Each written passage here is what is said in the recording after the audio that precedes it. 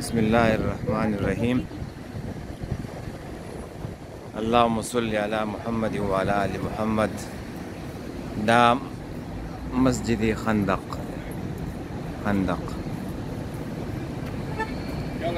دا هغه ځای دی چې په دې ځای کې خندق جنگ شوی و او دلته سبع مساجد دي و جماعتونه دي واړه تاسو به وایي نه یو چې دا وړو جماعتونو تاریخ دا دی چې والله عالم الله ته پته د علم دی. نو دلته چې ویل کېږي په دې ځایونو کې نبي علیه صلات وسلام ودرېدلی دی او دعاګانې کړلې.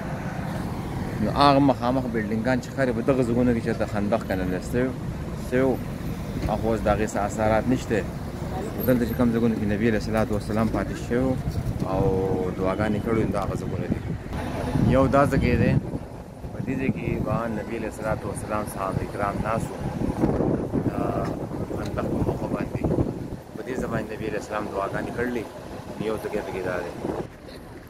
بل ځای چې دی نو هغه دا دی، دا تاسو لیدی شئ. دې ځای باندې نبي علیه صلات وسلام ودرېدلی دی او دا وړوکی جومات دی د خندق په موقع باندې. دا دویم شو. بل دریم ځای چې دی نو هغه دا دی چې نبي علیه السلام په دې ځای کې ودرېدلی او دعاګانې کړلې د خندق په موقع باندې. تاسو نږدې نه وینئ دا جومات پې جوړ شوی دی. دریم دا ځای دی نبي علیه السلام په دې ځای کې ودرېدلی دی د خندق په موقع باندې. دا نوی جومات دی او هغه مخامخ بلډینګان چې ښکاري دغه ځای کې چې دی نو خندق کنه شوی. دا د جومات د خندق مسجد دا قبلې سایډ دی.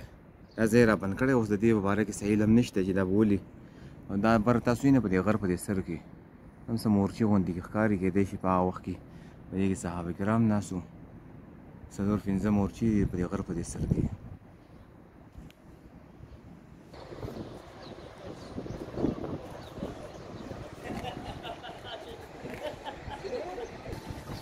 په دې کې دوه جوماتونه دقه دي. یو د غبر بلې ډیرکۍ دی او بل چې دی نو هغه دا دی. دا جوماتونه یې په دې ځای کې په هغه ځای باندې جوړ کړل د خندق په موقع باندې.